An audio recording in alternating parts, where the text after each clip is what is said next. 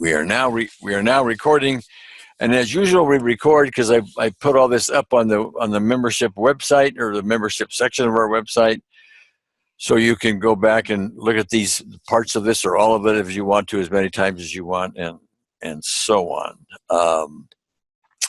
Now, but I also have to put on here that we talk about it, a lot of therapy things here and adult things and this kind of stuff, and I never know when somebody says something or I say something or Sherry or anybody else, if a particular topic triggers someone, I have no idea that you're being triggered, etc. So you need to take care of yourself.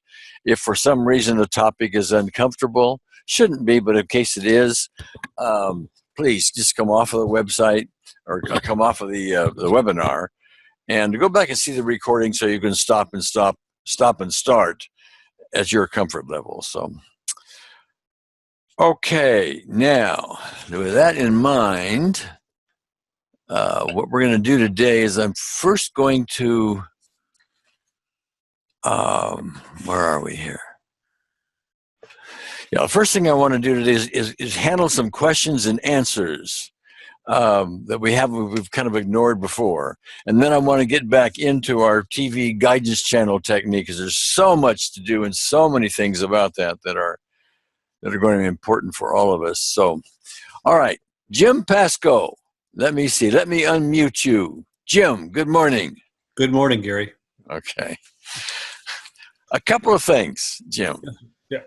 A few webinars ago, you asked a question which has just kind of stayed with me. And you said, Gary, how do I how do I become somebody else? You recall that? Yes. All right. And we tried to answer it. I'm wondering, what have you done with that question since?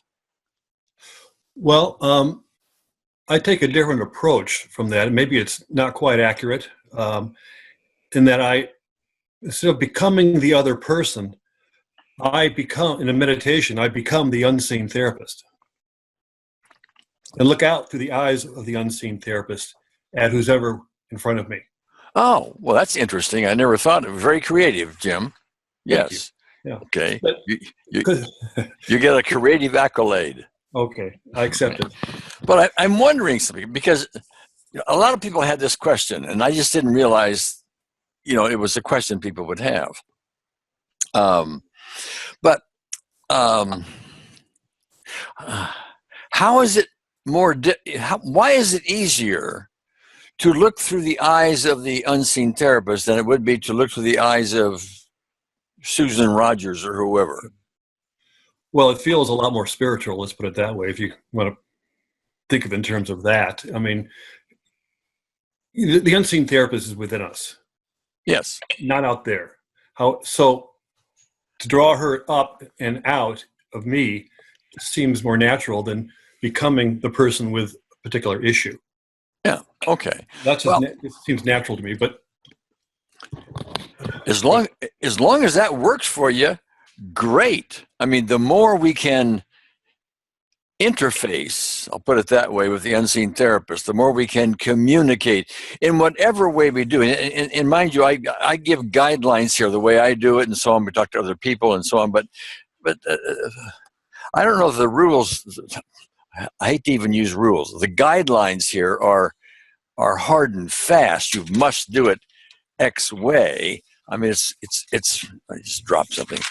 It's certainly good to have guidelines and bullet points and things like that can, guide us through some of these things. But here's the other thing about becoming the other person. I just kind of get it's a little bit phony. Only in that, when you think of an actor on television or in the movies, they're playing a role. They become a person, and character actors are similar, excellent. They become the person. I just have a hard time accepting that for myself. I mean, maybe I can do that. I can become the other person by acting like the other person or thinking or playing an acting role. It just doesn't feel comfortable to me, though. Okay. All right. Well, that's me. As I thought about that, in fact, I talked about that with Sherry this morning, and for other folks who may have this issue,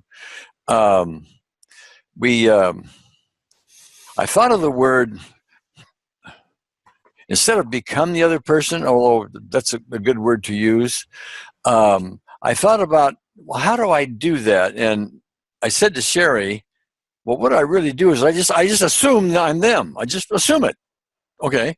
Something similar to, gee, I would like to assume I'm 6 years old at my birthday party. I mean, you know, I may not have a specific memory of my 6-year-old birthday party, but I can assume I'm sitting there, my 6-year-old birthday party, looking out, to use your term, through my eyes and so on. So you just assume it. Sherry, did I say that right? Yes. I think we were both talking about the fact that we just become them. Like, for example, the person remembers the time when their boss passed them over for a promotion and they got angry at them.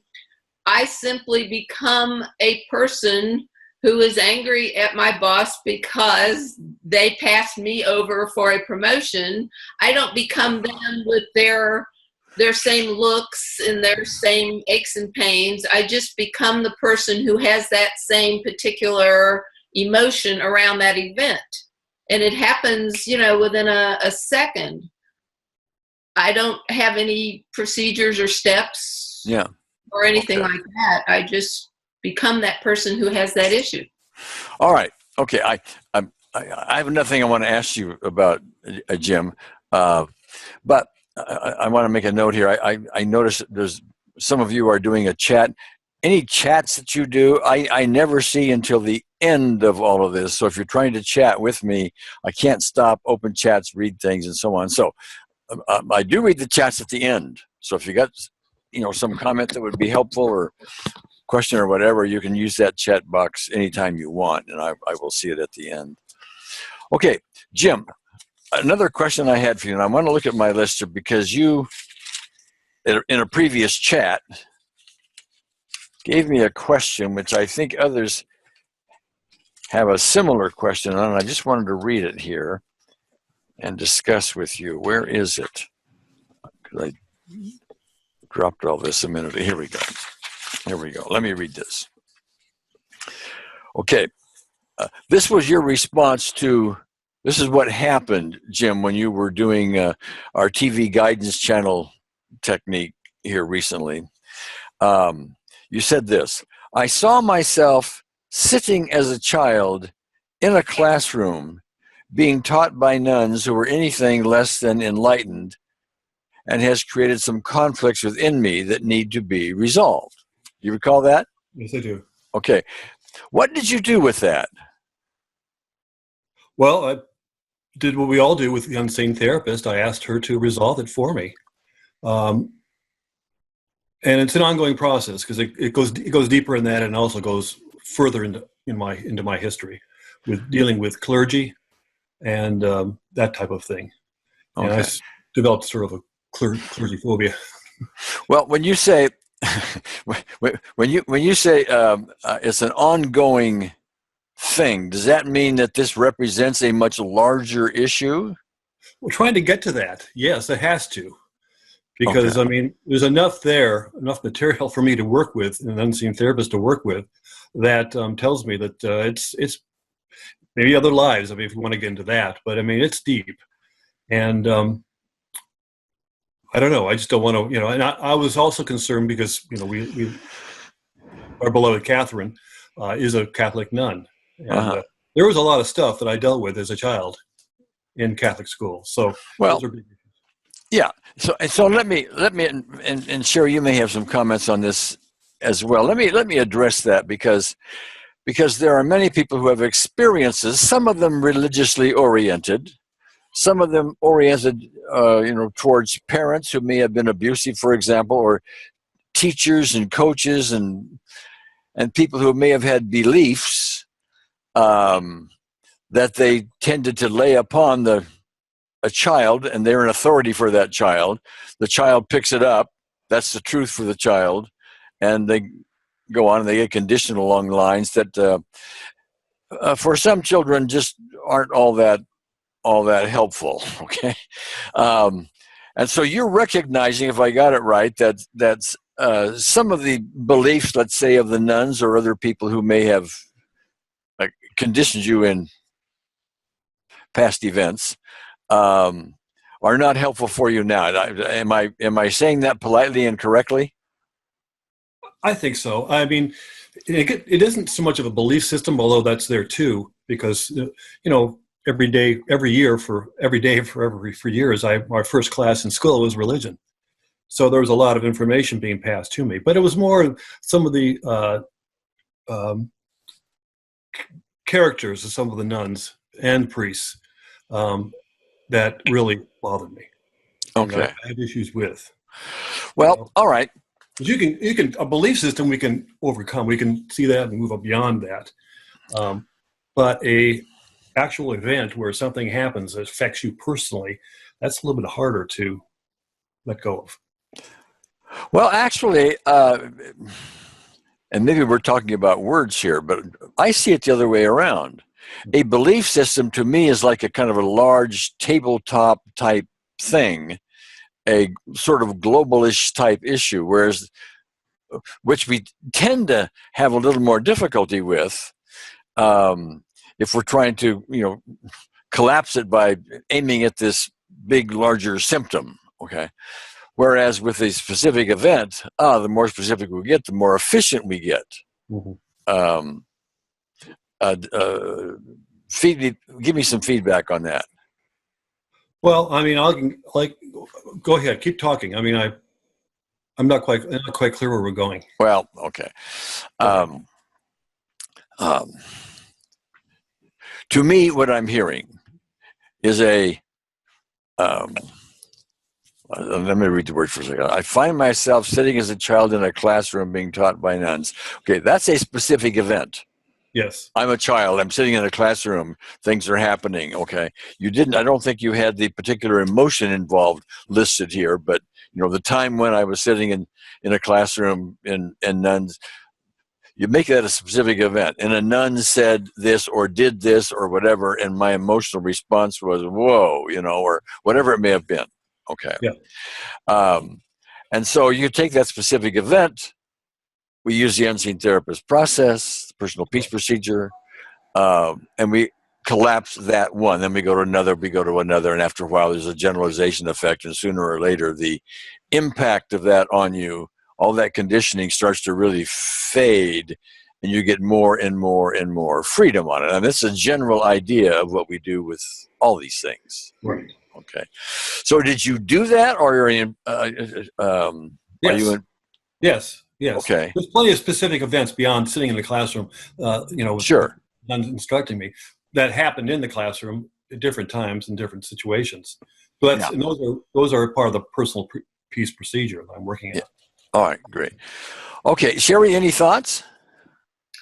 I was just thinking along the lines of you, that an erroneous belief that enters in and that can kind of affect how we feel about ourselves throughout our lives is often, to me, I think, as you were saying, might be more challenging to resolve than a specific event around a specific person.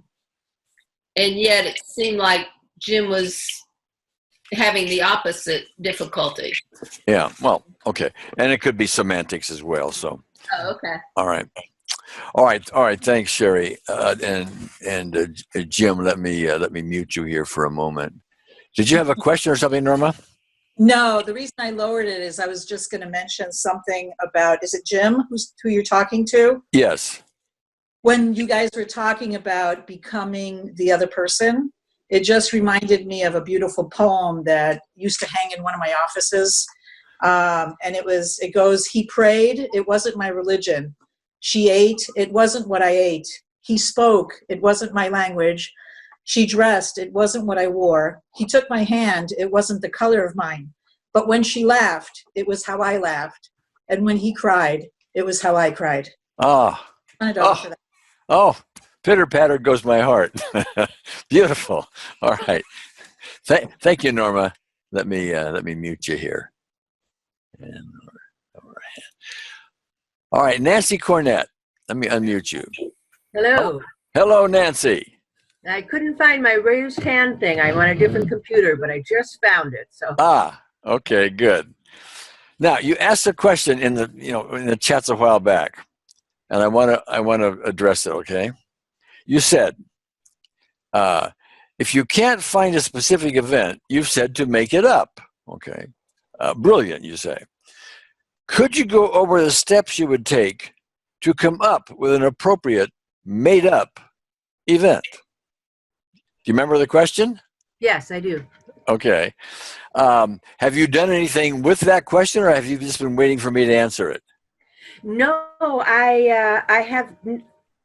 Well, I haven't come up with what I feel like is a good answer. So I've thought about it some. I've played with it some, but right now I think the most valuable thing would be if I heard your response to it. Okay. And sometimes you'll say you'll describe. I see something as a red ball, and then I see water coming down. You take this step by step through something that you're developing, and I find that very useful. So if you might do something like that with made-up example of a specific event, that could be great. Okay. Well, let me try. Okay. And Sherry may have her view on this as well. I don't know, Nancy, that I have a particular metaphor or bullet points or something for it. Yeah. But let me start talking about it a little bit, and see if these things will kind of unfold a bit. First of all, the whole idea of bringing up a made-up event is one thing I would like to really embed within everybody. We don't always remember our specific events. Mm-hmm. Sometimes they even come from a past life. Sometimes they come from being in the womb. Sometimes they come from an age so young we can't possibly remember them. Sometimes they come from repressed memories that we have repressed for our own protection because they were so traumatic. Okay, so the whole idea of, gee, what do I do if I can't find a specific event? This idea of making one up fills that gap nicely. Okay. Now, your question is, how do you do that? Okay. There's one main criteria that I'd like to emphasize here. The most important criteria is it needs to be a specific event made up that if you really start imagining it, it triggers you big. Okay. And the bigger, I don't mean to send yourself into some traumatic tizzy, okay? But if you're making up some specific event and you're not really getting triggered by it, you go, oh, well, okay, well, that was an event, I see. Well, okay, not so useful, okay? You want to get to one that really gets to you, okay? Because remember, this made-up specific event isn't as fictitious as we may think because it's coming from you, okay?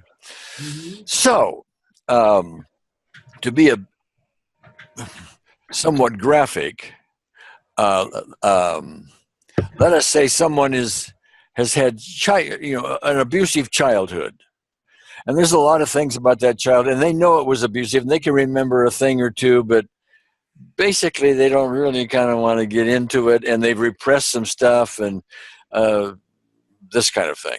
Okay.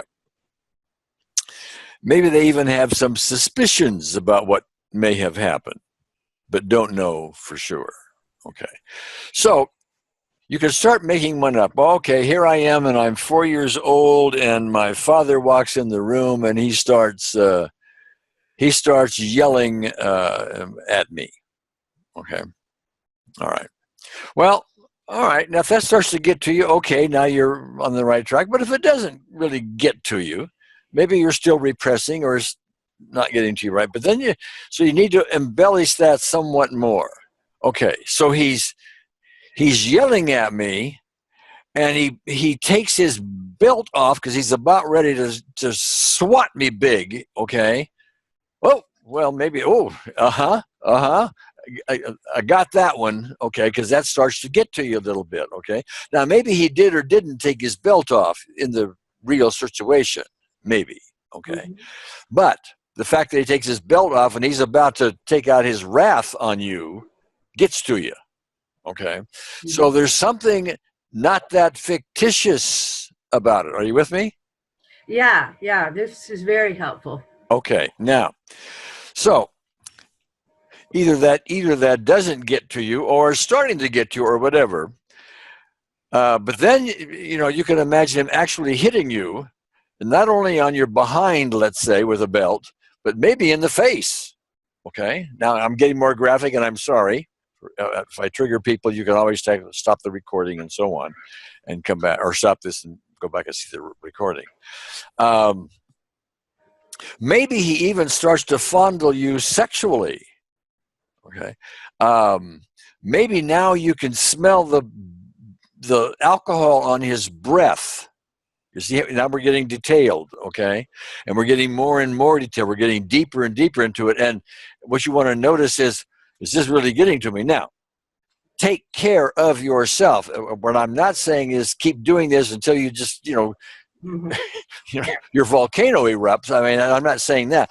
But if you get to a point where, oh, that's got to me, now you've got enough of a specific event, a made-up one, where you can bring in unseen therapists and resolve that. It may take 2 or 3 rounds through, or maybe 1, I don't know.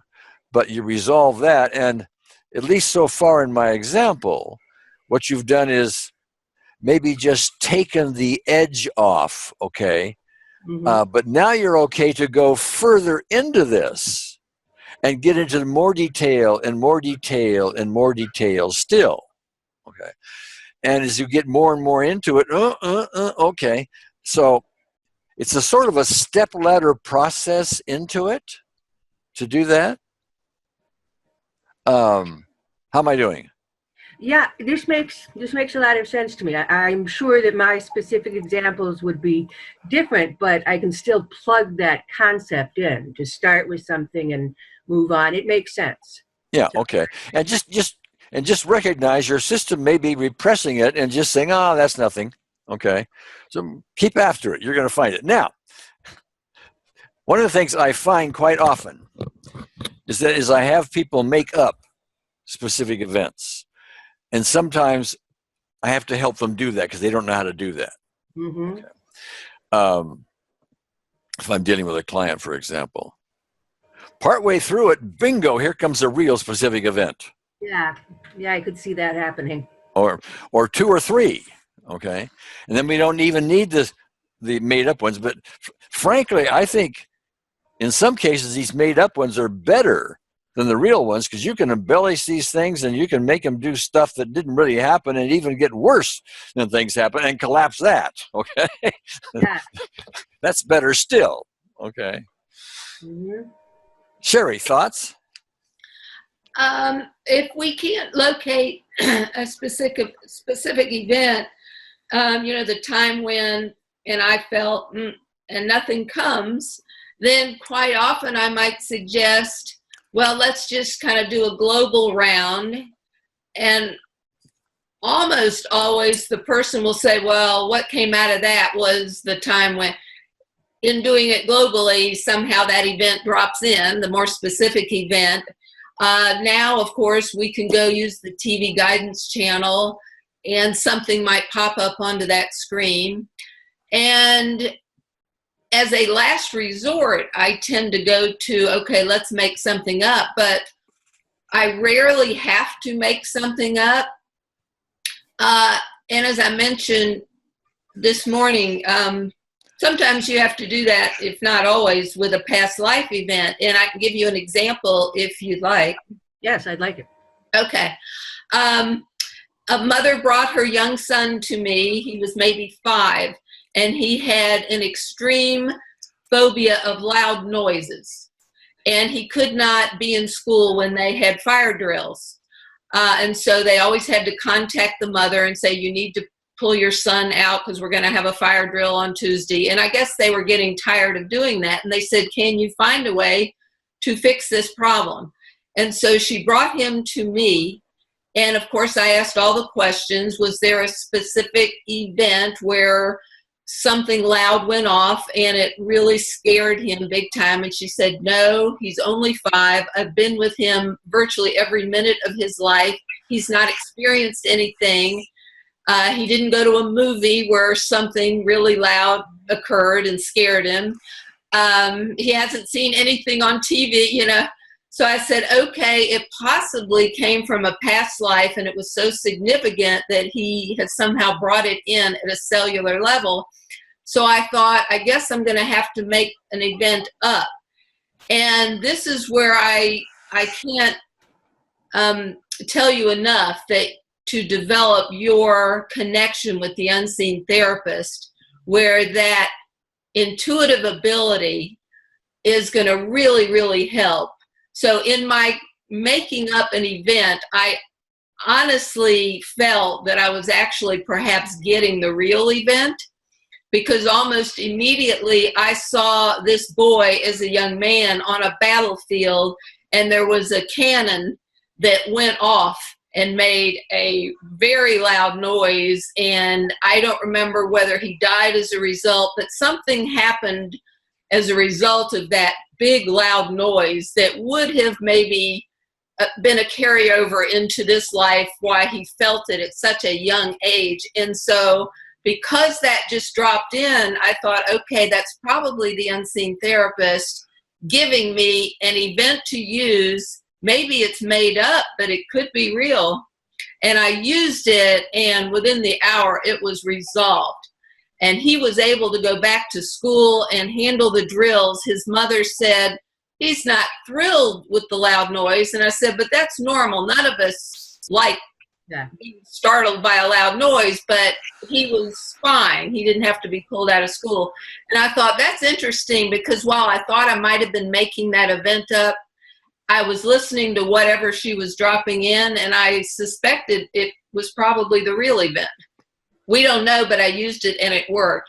I don't think what you're making up is as important as using the made up event that you get from the unseen therapist. That makes sense. Okay. Yeah. And by the way, what I was hearing there, Sherry, was while you were not formally using our TV guidance channel technique, you have had enough exposure and enough practice that you don't really have to go through that exercise, Correct. you know, to get it. And so, I mean, the exercise is great, but eventually, as we get better and better and better at this, we don't bother with getting quiet and watching a TV screen and having things appear. You know, we get to the point where, oh, there we go, you know, and off we go. So, great. Nancy, anything more you want to ask about that? No, I feel much more comfortable about.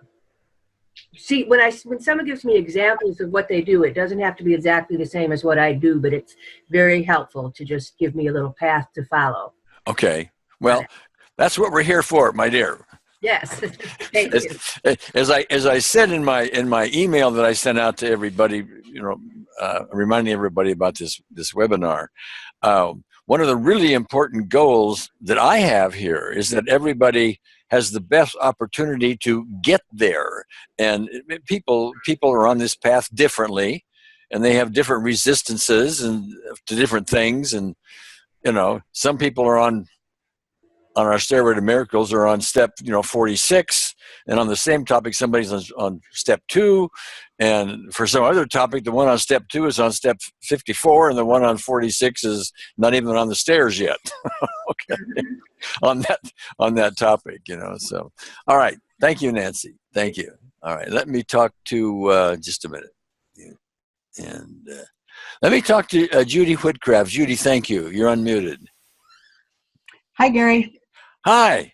All right. We traded emails a little bit, but there's something I wanted to ask you about. You've been running one of our Optimal EFT groups now for some time, even before I announced our recent facility. Yes? Yes, it's almost 2.5 years since you began Optimal EFT, and I don't run it. All three of us run it. Yes, and you even mentioned that before here. So, but there's something I wanted to ask you, because you wrote to me and you said, yes, we've been doing this. We've been doing the recent times our TV guidance channel technique, and you said we had great results, but no results that you've tested formally and this kind of thing. I had that right? Yes, and I've done it with several clients and did it as a testing opportunity with like 3 clients. And I don't feel like I've gotten results back from them. I can share that one of my results that I got seems to be cleared now. With what I asked for, the answer that came that led to something else didn't seem like it would go with it, but it cleared something else that I'd never thought of as a specific event that occurred at the same time that my TMJ had occurred 10 years ago. So I was grateful for that. And the TMJ is still working on settling down, but I'm not mad at that person anymore at all. It's like it's gone. And I had specific event, boom, boom, boom, boom, boom, boom, boom. And it was all about money. Every one of them was about money and how they involved me. And it's gone now. And that came from the guidance channel. Yes. Okay. Well, okay. So, but here's the question I want to ask you. Okay. When you do the TV guidance channel technique, okay, you put your question up on the TV screen, you get quiet, and you wait for things to show up. And typically, things that show up on the screen are some mixture of your own ego's chatter and one thing and another that shows up, and you don't know which is guidance and which is just chatter. Okay, so my question to you is, how do you distinguish what is true guidance and what is fluff?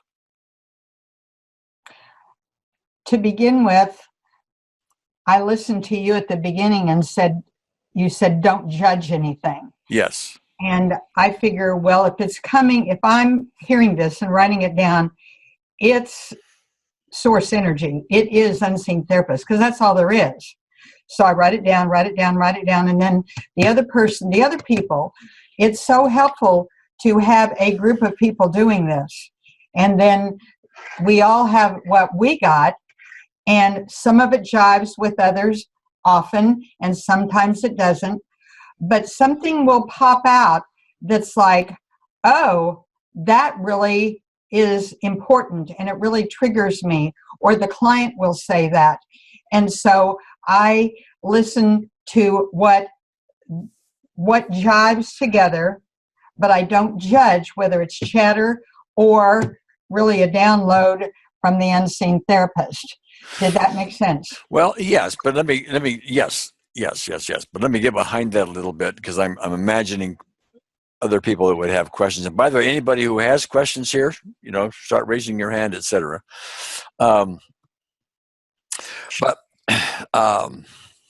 especially for newcomers, I don't know if we could make the conclusion, but correct me if you think I'm wrong here, Judy, that everything is coming now from unseen therapists. To me, there's at least for some people, maybe even most, especially at the beginning, there is this big, what do you want to call that? All these other channels show up, okay, and they have some things that try as you may, they just don't fit with anything. Now, maybe they all fit, but we don't know how they fit. I don't know, but to me, I make my list. And I go through that list and I say, and maybe there's 8 things on my list or something like that. And I'll look at that and I'll say, well, now this one, I'm trying to think, how could that, I really don't see that one. But this one, I can see that one. Okay. Do you do a process like that? I wouldn't consider it a process. It's just what happens, but something does pop out, or I may pick something out of their list that I see is more important than others, and Yeah. maybe it's shown up on my list too.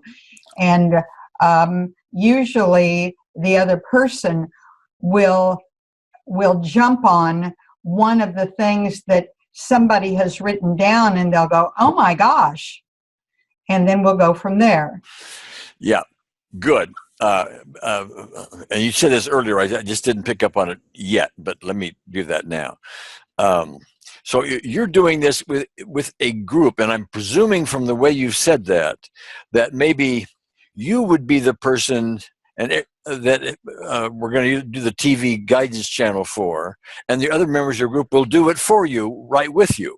Okay, Yes. so you're doing that, your own version of that, and Mhm. they're doing that as though they were you, getting Mhm. their own stuff out. They make that list as though they were you. That's Mhm. very similar, by the way, to the therapist doing that in behalf of the client, Yes. because the client may be so chatter filled that they're not able to do this well. The client may have things that are so repressed that they're going to block everything. Okay. I mean, these things can happen. Okay. And so you do it, and all of a sudden, and your other people do it, and you start comparing lists, and something comes together and says, here you are. Right. Now, that was me paraphrasing all that. Would you adjust that somehow? No, that was brilliant. That was fine. And I do it that way because that's the way you've done it, talked about it. You said, okay, I worked with a client and I was writing down the red balloon, and then they said, oh yeah, the red balloon. So I thought that's the way we were supposed to be doing it. Yeah, well, okay. The way I was typically teaching it in the last couple of webinars was how we would do it for ourselves. Mm-hmm. Okay, and I'm going to do that yet again today. We're going to do this yet again today, and then we're going to talk about it some more, and we'll have some more questions. And I want to hear from people not only who have had successes. I want to hear from people that have difficulty and don't seem to get any place, because we learn from both sides of that. Okay. Anything more, Judy? Just that any time I have done it with anybody, they have really enjoyed it, and they felt they got value and had new things, new trails to follow with specific events, which then we did work on later. I don't just leave it there. I follow up. But nobody has said, oh, I don't get it, and that's dumb. Nobody has said that. Everybody's found it valuable. So thank you. Well, there are some who seem to hit a wall. Okay. I want to hear from them today if we can. Okay. We want to know what that wall is like and what it's about, and so because I'm it's sort of human nature, and I want to unload this if I can. People are on a webinar and they hear about people who are having success, and they say, "I'm not having success, but I don't want to say on this webinar I'm not having success because I'm not doing it right and I'm defective and whatever." I don't want the teacher to scold me like they did when I was in third grade. Yeah. I don't want to be judged. But no. Very gentle here. Okay. All right. Sherry, you got anything on this? Well, regarding what's guidance and what's fluff. Yeah. Well, anything. Yeah. Yeah, that's a lot of, it takes a lot. That's not a step-by-step thing, but and eventually you come to notice which voice is speaking, because we all have a couple of voices. We all have the guidance voice and we all have the fluff voice. And so before we would do something like the TV guidance channel technique, I always, just as a reminder to state our intention that we are going to expect success. We are 2 or more gathered with the power of the universe who wants to help us, who wants to clear us. So we're going to just expect that we're going to hear what we need to hear. We don't judge. And a big thing is to release our attachment to outcome. We go into this TV guidance channel without any expectation of anything appearing on that screen, or what it's going to say, or what it isn't going to say, or what picture may come. I'm not attached at all. And then, of course, once something does appear, what's fluff, what's guidance? Does it feel right? You kind of bounce it off your gut, your heart. You see, gee, that one feels right. Or no, that feels like only I win. If ever you get guidance and you're the winner and someone else is going to lose, that's not the unseen therapist at work. There's lots of things that you keep in mind that you look at when you get that, whatever pops up on that screen. Yeah, and the thing that occurs to me to say as you were talking about that, and this comes from being this left brain engineer, okay, and that is, if you'll think about it statistically, if you just sit down and here you are asking this unseen therapist, this entity someplace that you you don't really, sort of, but you don't know, and it's it's just kind of a strange thing to do. What comes up for so many people are things that are, even newcomers so far, are things that are right on. They're right on. Out of the millions of possibilities out there, the fact that you even get 1 out of 20 is a statistical marvel in all of that. And eventually you get more than 1 out of 20. You get 2 out of 10 and 3 out of 5, this kind of thing. But statistically, to get 1 that points out something to you, even after several tries, statistically, that is so remote from all the millions of possibilities that you have to pay attention to it statistically, and you only get better as you practice and practice and practice. Okay, now I see. Thank you, Sherry. Katie. So let's unmute Katie. Go ahead, Katie. Yeah, I'm kind of got a question that's a little bit of a follow-up onto the making something up. Only it's a little different take on it. I have very few childhood memories, and I have a couple that I don't know if these happened or not. And yet, at least one of them doesn't seem to have an emotion involved with it if it did happen. Would you pursue something like that, or would you try and make up a storyline, I guess? Or how would you work with that? To me, the mere fact that it comes up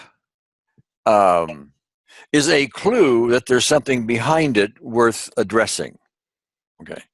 So if that one that comes up, you said there were 2 of them, but one that doesn't seem to have much of a charge on it, something like that.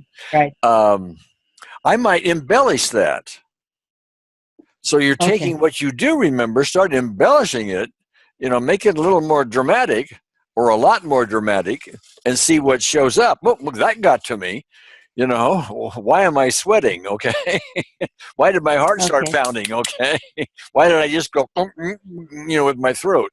Why do I have a constriction in my throat? Or because, why is my chest getting tight? This kind of thing. Why am I getting a little headache? So yeah, embellish. But you said there was another specific event. I forgot what you said about it. Well, there was another event, and I think the only reason it has a charge, it didn't have a charge when it happened, but I think back on it, and it has a charge as an adult. It's very strange. It didn't have a charge. If it happened, the only charge was, what the heck is happening? As an adult, it was like, okay, I shut down because of that. Well, and that would be a good assumption, of course. And I would go with that. I shut down because of it. And there's another one that you can embellish to get more out of it. Make it up, add stuff to it, Okay. Start beating the drum a little bit and blowing the horns. Okay. Okay. All right. All right. Thanks, Katie. So let me mute you here. All right. What I want to do now is I want to go through the TV guidance channel thing yet again for us. Okay. I know this is repetition, but I'm a great believer in repetition as far as teaching is concerned, because even though I'm going to say some very similar things to what I've said before, it's always said a little differently, because I don't always use exactly the same words, and you may hear it a little differently, and you may hear with yet another experience of this, you may get another aha or two, okay? And you will have practiced it yet another time. All of that is good from the repetition point of view, because we need to practice, and this procedure is so important. I'm going to back up. It's important. Yeah, it's extraordinarily important for not only the reason that we tend to focus on here, and that is healing. We have some emotional issues, some physical issues, and so on, that we want to have addressed. We want to get fixed, if you will. So our focus here tends to be on healing. But if you think about it, it's a lot broader and bigger than that. Can you imagine if everyone practiced and got to the point where they were listening to Unseen Therapists, not just for this problem I may have, with my arthritis, or this other problem here with my vision, or this problem, because every time I see snakes, I jump out of my socks, this kind of thing. If everybody was learning to communicate with the Unseen Therapist and tuning into this channel for everything they do, this world would be a lot more peaceful place. Because the Unseen Therapist is all about peace. It's not about, gee, how do you get one-upsmanship on somebody else? Okay. How do you get a new job at somebody else's expense, for example? No, it's always how do we do this so that everybody wins? She doesn't play favorites. She knows a lot more than we know about what's going on. So, if we're going to have a family gathering coming up, and we know Aunt Susan is going to be there, and we don't like Aunt Susan. I mean, she really pulls my chain, and I don't even want to go there, etc. Unseen Therapist, how do I work with Aunt Susan here? I've used it.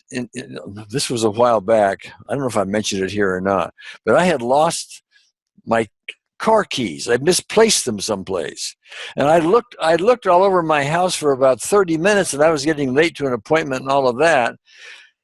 I sat down and I just asked Unseen Therapist, "Where's my car keys?" And within a minute, I think I found them. They showed up. Interesting. Okay, but if we get to the point where we expand beyond just healing, we're talking about world healing. We're talking about world peace. We're talking about a life that we can live, a lifestyle that we can live that goes well beyond what we're used to, a lifestyle of peace and joy and so on, that has fewer and fewer and fewer irritations in it. Life goes much more smoothly. The good job that you want isn't at somebody else's expense. It just shows up. Maybe it's a new business for you or whatever it may be. Okay. But there's a certain peace in there that we're developing, and we are centering this, or we're launching it off of the healing focus. Okay. So I said my little thing there. All right. So one thing we did not do last time is for newcomers who have some difficulty in getting quiet. We didn't do any tapping last time. Now, about the only kind of tapping I use anymore is the tapping that kind of helps get us quiet. So we're going to do that first, because it will help get us a little quiet. Okay. So if you will, tap with me. Even though I may have difficulty getting quiet, I deeply and completely accept myself. Okay. Top of the head, difficulty getting quiet. Difficulty getting quiet, eyebrow points. Side of the eye, difficulty getting quiet. Under the eyes, difficulty getting quiet. Under the nose, difficulty getting quiet. Chin point, difficulty getting quiet. Collarbone point, difficulty getting quiet. Under the arm, difficulty getting quiet. Oftentimes people just feel a little relaxed, but I'm going to do it another time, just for good measure. Even though I may still have some difficulty getting quiet, I deeply and completely accept myself. Remaining quiet, difficulty. Remaining quiet, difficulty. Remaining quiet, difficulty. Remaining quiet, difficulty. Remaining quiet, difficulty. Remaining quiet, difficulty. Remaining quiet, difficulty. Remaining quiet, difficulty. Okay.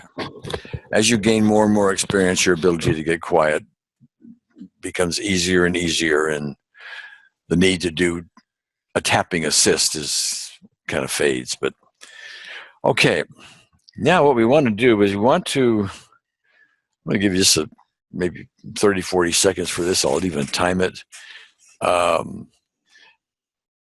Just to close our eyes and find ourselves something we want addressed. There's going to be we're going to be asking for an issue. What we're trying to do is develop the question we want to put on our screen. Unseen therapist. What is causing my fill in the blank X? That's the standard one, okay? You could say, well, okay, unseen therapist, what's behind this? What's behind that? How do I do this in my upcoming whatever, okay? You want to develop a question for that. I'm going to give you 30 seconds to do that, okay?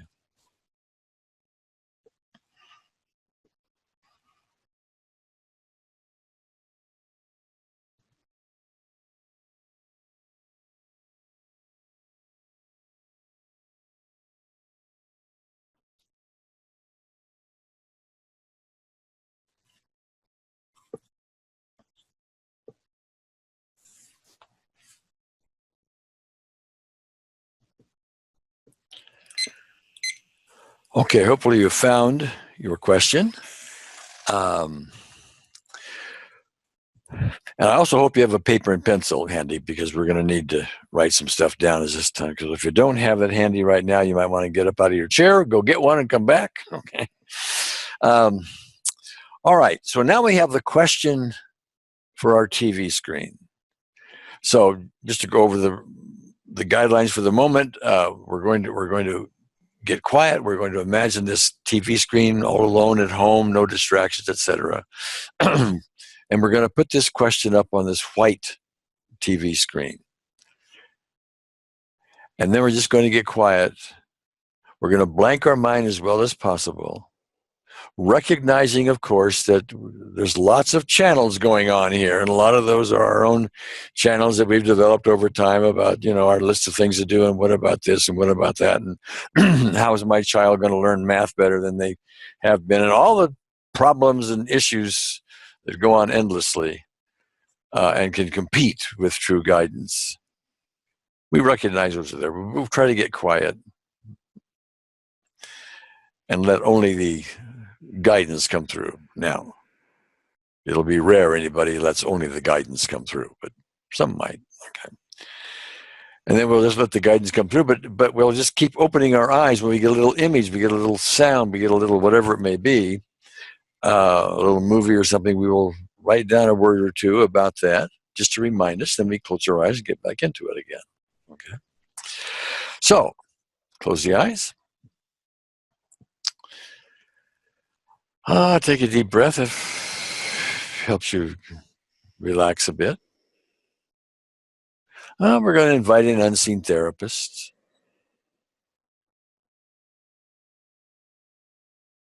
Get into our loving moment. Okay. And now we're going to put on the screen our question. Okay.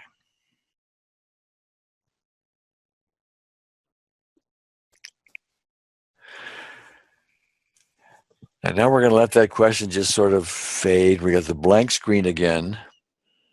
And as well as we can, not beating ourselves up at all if extraneous stuff comes in. It's just part of the process, especially if we're new. Okay. And whatever images we get, whatever thoughts we get, whatever feelings we get, etc., we're just going to write them down, never overriding anything. Whatever shows up, shows up. And then close your eyes and get the next one. Close your eyes and get the next one. 4 minutes for that. And then we'll compare some notes.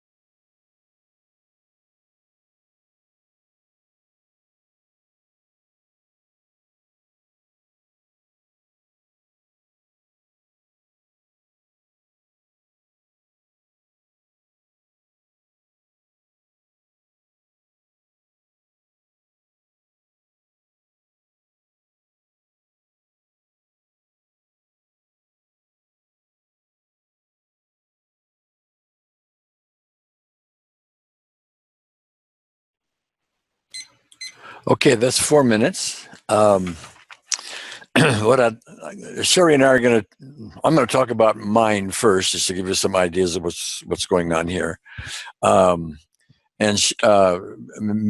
Sherry, if you're willing, you may want to discuss yours. In the meantime, if I could have you folks raise your hands so I can call you. I'm going to get your feedback. What happened with these so we can talk about these things and all learn, including if you got nothing, okay? Success stories, yes. Non-success, yes. Okay, we go from there. So let me tell you what happened. I've got my issue, my question had to do with what's coming up in front of me is a debate among some people that I'm going to be participating in. And it's likely to be a heated debate because people have some very staunch understandings, some very dug-in opinions, if you will, that are going to be front and center in all of this. Okay, so, and my question was, what am I going to do about this debate? How best to handle this debate? And interestingly, this is the first time this has ever happened to me. I didn't get anything that I thought was extraneous. That's interesting. That's the first time that's ever happened to me. Usually I get stuff that, where did that come from, kind of thing, okay? But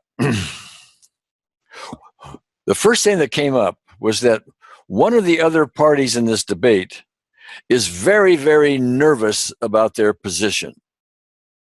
And I didn't really recognize that, but the more, when I got this up and I got this image, I thought, that's correct. I don't know why they're nervous about it. I can assume why they're nervous about it, but it's a piece of the puzzle. But it wasn't stated like from Unseen Therapists, like, this person's nervous, you need to capitalize on that. No, it's more like this person is nervous, understand where they're coming from. It's a much different kind of, it's a softer approach. It's not a who wins the debate kind of approach. It's an everybody wins kind of approach. Another person involved in this debate is, the input was their childhood. Their childhood needs big time love because they never got it. And that I recognize big time just from kind of experience I have sitting in this chair and over the years in the behavior. But it pointed that out to me. There's a big need that is driving where they're coming from, and it all comes from childhood. They've got to fill a void and be right in this, okay? And then it said to me, Gary, you need to be right too. Shame on you. Well, true confessions here. I think that's probably true, okay? But yes, but very important. If I'm going to come to this debate and I've got the mindset, okay, I'm right. Whatever you want to say, fine. I'll let it spin around, but it's going to come out my way, okay? Wrong, okay. I have to be much softer in this. I'm going to have an advisor in this meeting, and I'm told to listen carefully to the advisor. Okay. And that's probably very true. Okay. And the final thing here was that my problems that get aired in this debate are minor compared to those of others. What's the big deal, Gary? Okay. Now listen to that, okay? Do you hear that? Now that is very useful, extraordinarily, to me, very useful. Now, the reality is, what am I going to do with that? Am I going to sit down and make specific events with myself and so on? Perhaps. Is my ego going to say, well, that's good advice, but we're going to get into this debate and we'll see, okay? And all we're really doing there is recognizing what our ego does. I'm recognizing what my ego does. I got an ego too, folks. Yes, yes, yeah, okay. I'm on the stairway to miracles like you are. My difference with me between now and some time ago is that I recognize I'm on the stairway, and I recognize when my my ego is beating its drum. Okay, come on down off your horse, Gary, kind of thing. Okay, so anyway, Sherry, do you want to share something? Okay. What is causing, and what I saw was a lack of patience, perhaps lack of tolerance with a family situation. And it's not a situation that can be fixed externally. It's the condition of a person. And I'm not very patient with it. And so what I saw on the screen was a teacher standing at a board, and she looked like she was teaching something. And I thought, okay, maybe a lesson I'm learning, a lesson in patience, which is a big lesson in this lifetime. And then that faded, and I saw a barometer, like here's the temperature outside, and the barometer registered at a certain number, similar to the intensity meter, I think. And I thought, what is this a barometer of? And I got where you are at in your ability to love unconditionally. And it wasn't a 10. Oh, can you imagine that? It wasn't a 10? I'm shocked. You mean your ego had some impact here? Oh, yes. In fact, the ego then said, and I know it was my ego, oh, fine, you know this and you teach this, but you're not exactly living this because you know that you think what they're doing and saying and acting, you're thinking that it means something. You're thinking it's real. And of course, you're teaching opposite that. So I thought, yeah, okay, thank you, ego, for that. Yeah, I'm not quite doing it exactly right. As you said, we're all on the stairway. We all have egos, or we wouldn't be physically here in this dream acting all this stuff out. And so then I felt like I heard a more calming voice saying, it's okay, you're on the stairway. Don't compare yourself to the people that have walked before you in an enlightened state. Compare yourself to how you were a month ago, a year ago. Certainly you've climbed maybe a half a step, a little bit better than you were before. So go easy on yourself, because there was a voice that was saying, oh yeah, let's beat you up because you're not exactly following the principles that you know. So it was kind of interesting to see that barometer and that number. It didn't surprise me, but you know. And I think it's very healthy in this whole process to be able to laugh at ourselves, but to understand what we're really doing. Most people have no clue that their ego is taking over and doing all this stuff. Our egos still take over and does some of this stuff, but at least we're noticing it. We're Yes.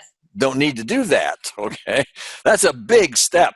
Okay, that's a great big step. You've got to get to that step where you get to the point where I did it again. Before you really start making some really good progress here. So thank you, Sherry. So let me. We've got some raised hands here. So Pam or Paula Anderson. I'm sorry. Go ahead. Okay.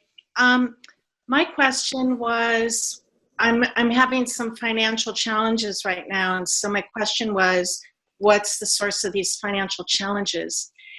And I got 2 or 3 memories that came up, and one of them in particular is kind of silly, but also kind of telling. When I was very, very little, I desperately wanted a Barbie doll.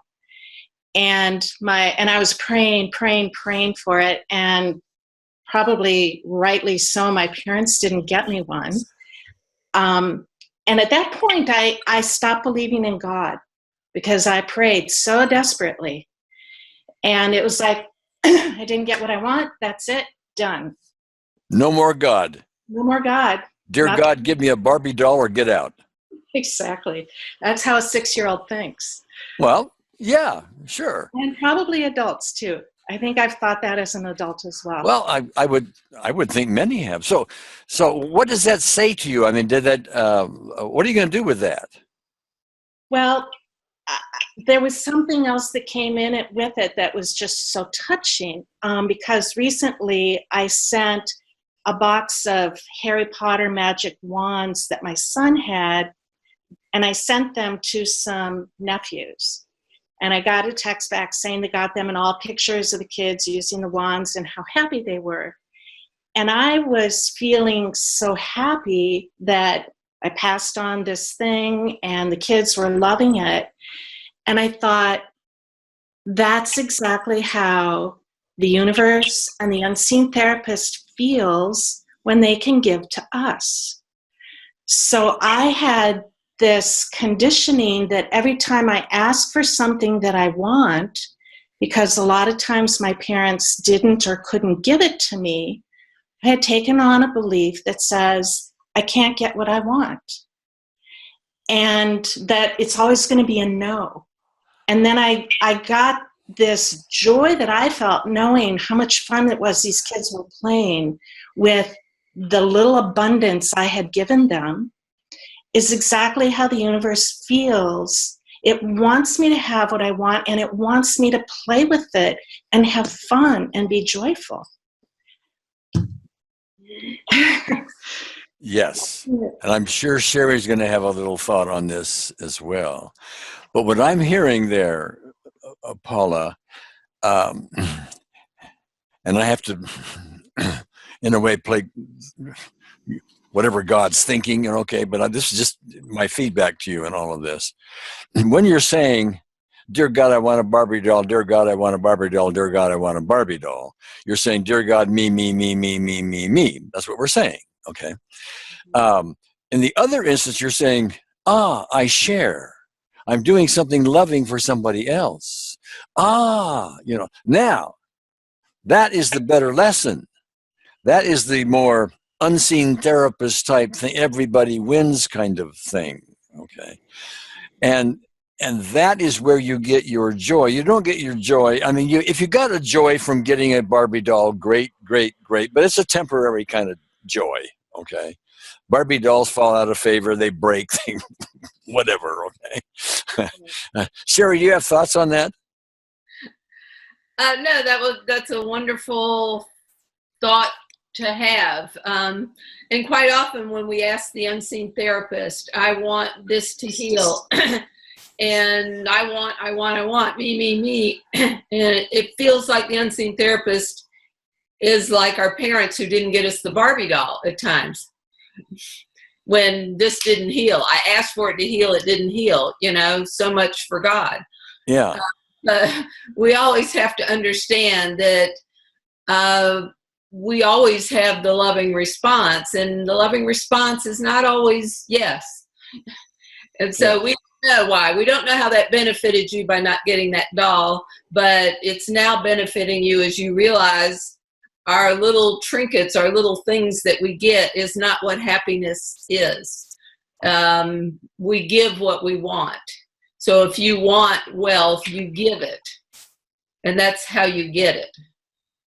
And so you were getting wealth beyond the measure of a Barbie doll by giving. What came back to you was way wealthier, I would think you would agree, than getting a thing, an external thing. And that's a real important lesson. Yeah. Do you agree with that, Paula? I do agree with that, absolutely. And I also think that I can be the recipient of that as well. Meaning that, certainly, absolutely, I can be giving and sharing, and the delight that I felt knowing that these kids were playing with this and having such a good time, that was wonderful. But I can also be that kid that gets something, because part of my conditioning was that I could never get it. So why bother? Why try? Why ask and give up on it? And I think it's just important to realize that I can be the recipient of it.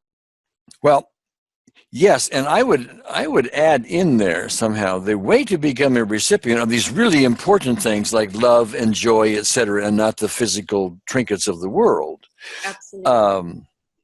is to give it. And that's the only way. That's the only way for you to truly get it. Is to give it. Giving and receiving are the same thing.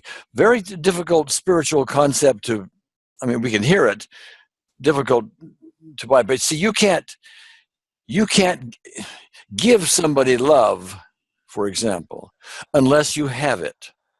You have to generate it within yourself first to give it, and then when you give it, you don't give it away, you share it so that you have it and they have it. And then they give back to you, which is the kind of story you were telling us here. It increases your joy, and then to the extent that gets played back and forth, And if we do that all day long, in more and more parts of our lives, hooray, hooray. Okay. I'm not debating that at all. I think I'm totally in line with that. And the thing that comes up is when, and this would be me, when you're too much in the people-pleasing mode, it's all about giving, giving, giving without believing that you can get something back. Well, yes, and in that example, and I don't know how accurate I'm, because I don't have all the details. I'm just going to give you some thoughts on that. If you are a people pleaser, to use that example, one thing that may be happening is you so badly want to get something from somebody, you want to get love, you want to get appreciation, etc., that you just keep pleasing everybody else at your own expense, so to speak, or if you're doing it at your own expense. I am pleasing you, and I'm just going to give. I never get anything back. That's a recipe for resentment. I'm not saying that's what you're doing. I'm just pointing this out because we have more listeners here. Okay. That's a recipe for resentment. I'm giving, people pleasing, and nothing is coming back. Gee, I don't deserve it, or whatever. Okay. So it's to shift that. And here we can use the unseen therapist, to shift that so that when we are giving, it's not just because we want to people please and hope to get something back, another Barbie doll, if you will, okay? It's we're giving out of the own true nature of ourselves, and then we don't have to get it back, because what we got is the very joy of giving to begin with, and chances are it's going to show up in an even more magnified way. Mm-hmm. Does that work? Yeah, well, I think that's what the example of the wands were. I gave to them without any expectation of anything other than, I think you guys are going to like this. Yeah. And so in that case, I'm presuming you were not people pleasing? No, not at all. Okay. Paula, thank you so much. Thank you. Okay, let me do this and do this. All right. Samuel. Hi, Gary. Good morning, everyone. Hi. I have a very interesting experience coming up in about 5 hours. I'm having a test done for cancer, and the test will prove, well, not necessarily prove, but will show whether the cancer is still there, or whether, in my way of thinking, unseen therapists that I have been working with for a long time now has done the job. So what I'm picking up here is that I'm actually having a fear. I'm having a fear that unseen therapist is going to be proven wrong, and that is the uncertainty and the doubt that I'm experiencing. because I really truly believe that this is an easy job for unseen therapists, but there is something in the fear that is actually failing to convince me that it's going to happen. What is going to happen? That the test for the cancer, the biopsy, will prove that the cancer is not there anymore. Oh, okay. Now you and I have emailed on this a little bit, and there's some. I think it was called basal cell cancer, suspected. Correct. In your in your ear somewhere. Yeah, in the inner right ear. Correct. Yeah. Okay. All right. So, if I can get behind that for a moment, if I'm listening to your words, Samuel, you are trying to evaluate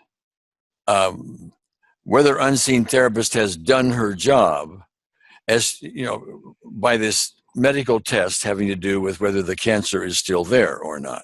Okay. All right. And I would suggest, and Sherry, I'd like to have your thoughts on this as well, that that's not necessarily the measure. Okay. Remember, one of the things that we point out here is that unseen therapists can do anything. Okay, but she won't interfere with our free will. Okay. For us to believe whatever we want to believe, or for us to carry around our resentments and the guilts and the angers and all the stuff that show up. If we're hiding something, repressing something, and so on, she's not going to bother with that. And if those things, I mean, she's not going to change your belief system. That would be a thought dictator. That's a very unloving thing to do. So the real criteria here isn't whether or not she can take care of your cancer. The real criteria is, have you put enough on the table yet? That's the real criteria. And that's an unknown here. So I would really want to hear your thoughts on this. I would honor them greatly. If it's your view that she really needs to take care of this cancer, are you saying if she doesn't take care of this cancer, therefore she didn't do her job, therefore she doesn't exist, or do you have some other view? I'm thinking that judging by all the time and spiritual work that I put into dealing with this, I have refused on 2 occasions to have the surgical operation, opting rather that the spiritual work might be the solution. So that by now it should be done, that there should be no doubt. But still, there is some doubt in my mind as to whether the test, the biopsy, is going to be showing that the work has in fact been healed. Okay. Well, yes, and of course that doubt is going to be there, because if we're looking for the medical profession to say, oh, it's not there, okay, that's the only thing that's going to really erase that doubt. Aha, unseen therapist did her job. But my way, we have a different way of looking at it. I'm not saying my way is right and yours is wrong or vice versa or anything like that. There are 2 different ways to look at this, okay? My way of looking at it is, well, okay, if the basal cell cancer is still there, that means I haven't really put on the table what's necessary. I haven't let go of something. I may have done a lot of spiritual work. I may have done a lot of forgiveness, et cetera, but whatever is causing this one is still under the table. Okay, that would be my conclusion from it. Not that unseen therapist didn't do her job. Doesn't make me right, but we have just a different conclusion. Yes? Yes. And I would agree with you. I have spent many hours with unseen therapists and delving into the past to find out what that is. And everything that's come up, I have gone through the Course in Miracles forgiveness process and done, cleared all the emotions, all the triggers. So I do not know of anything that has still to be cleared.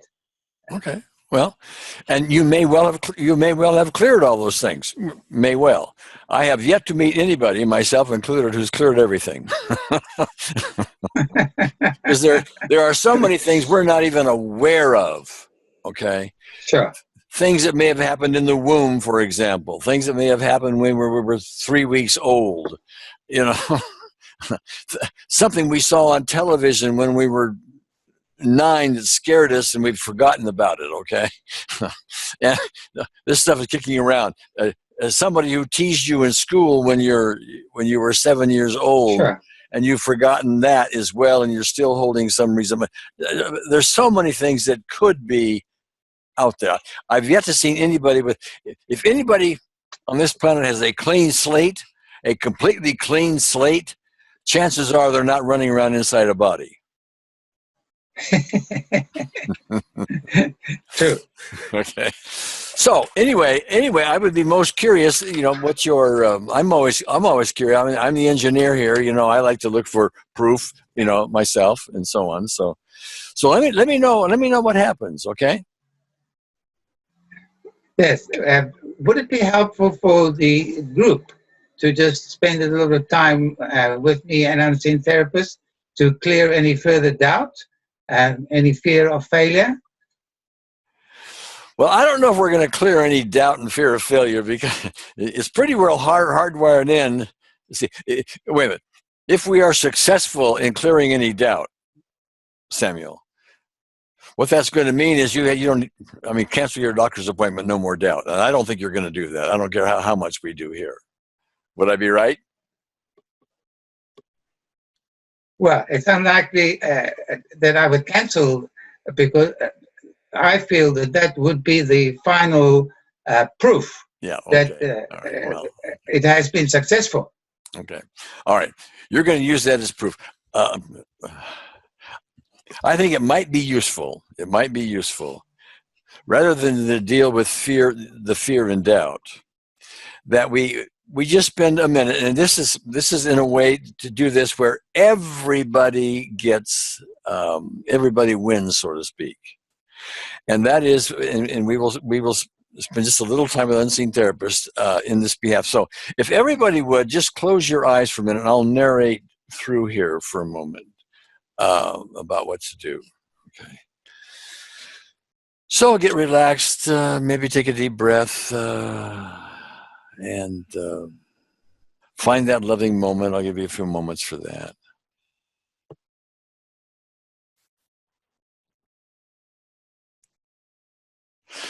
And now imagine yourself being Samuel. And imagine you've got a suspected cancer, a growth of some kind in your right ear. And it has a cause. It has a cause. And the cause for Samuel's cancer in his right ear is very similar to the causes you develop yourself for any physical ailments you have. It's just that it's not cancer in your right ear. It's a vision problem or a backache or a this, that, or the other thing. Okay. So when you're working for Samuel, you're also working for you, because what we're going to do is we're going to be quiet now. We're going to bring in unseen therapists and let her begin inside your body, in your heart, and let her be small at first, a little light, and let her grow. And what she's going to do is take any unresolved emotional issues that may be in the way of your particular physical ailment or Samuel's, okay? some form of guilt, some form of anger, some form of fear, some form of resentment, some form of doubt, some form of whatever it may be. And we're going to spend 1 minute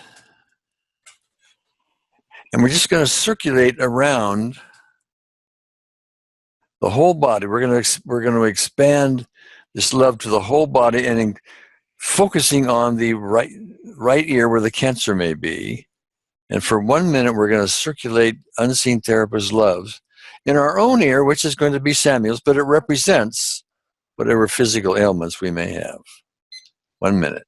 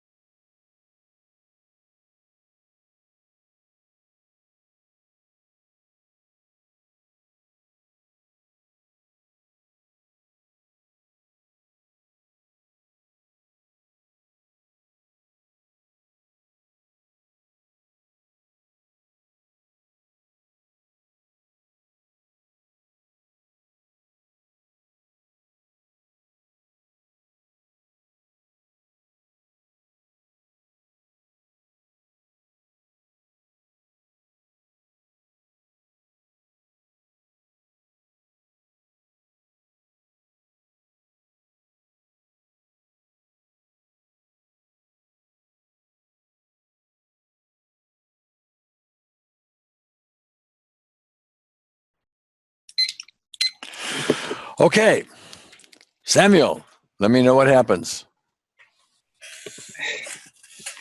All right. Well, I got this message, and I've had this message before, that it is done. That I need to stop doubting the fact that it is done and just trust that everything is going to be fine. Okay. Well, we shall see. We shall see. Yes, indeed. In All 5 right. hours' time. All right. Thanks, Samuel. Okay. Thank you. All right. See, the last question I have here, or the last response is from Norma again. Oh, okay. Hi. Hi. Oh, hi. I hesitated to raise my hand because all I got was advice, and I thought, well, that can't be right. But then when you were sharing your Blackboard or TV screen, you were getting advice, and I thought, oh, okay, then maybe I'll share mine.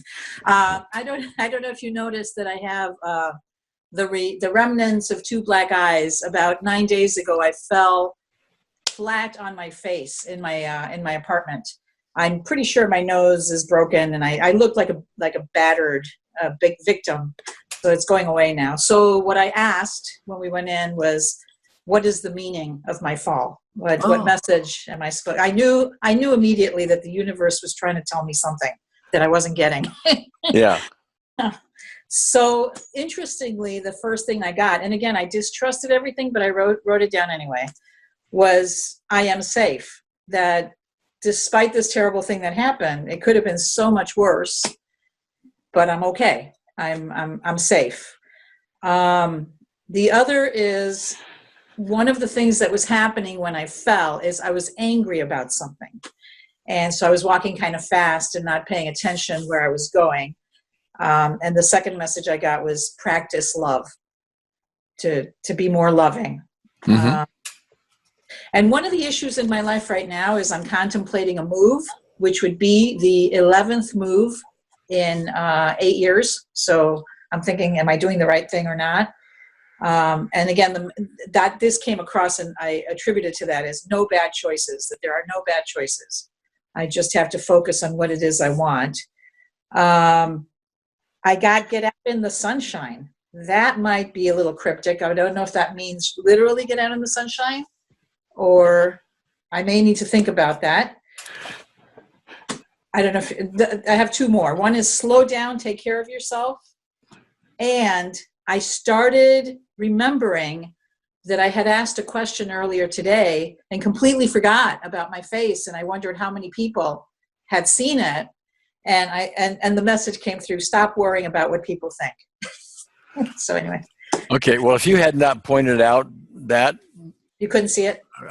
Well, if I saw it, I wouldn't care. It would just go right by. And Listen, I'm no longer worried about it. So listen. I want to share with you a belief that I have, okay? And all the ladies here, I think, are going to like this belief, okay? It is my belief that all women are magnificent, and they go up from there. Does that work? oh yeah, there's a reason you're my hero. Yes, Oh, well, all right. Okay. thank you. Barbara, thank you. Thank you. Okay, so let me. Okay, Sherry, do you have any final comments? Well, a comment for Samuel that perhaps might reach to other people. Be careful of the temptation to judge failure or success on the outcome of a test on a physical ailment.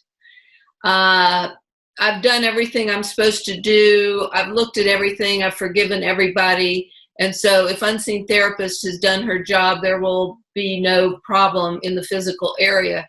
And as we know, while we all want that and enjoy having perfect physical health, it is not her job to work at that level of symptom and physical health. She works at the level of cause. She's working for our highest good. While we may have released everything we need or think we need to look at and release, there may be some things that we need to look at still, but also maybe this particular physical issue hasn't yet brought all its gifts. And as strange as that sounds, sometimes physical ailments get our attention big time, and they cause us to re-examine our priorities in life. They cause us to make big decisions that we might not make if the physical problem weren't there. So instead of going in with fear and doubt, go into the test with the knowledge that whatever happens is for our highest good at that moment. And so there shouldn't be doubt that she hasn't done her job. She's always doing her job, and it's always for whatever is going to benefit us the most. And if that physical issue is still there, it's still got some gifts that it is waiting for us to get and to receive. Okay. So, And the other thing about all of that, since we have to be careful of trying to evaluate healing by our terms. It's got to be done this way because that's what works. Okay. yeah. So it's a more complicated picture than that. Okay, everyone, we're going to meet again in a couple of weeks. I'll make the announcement and so on.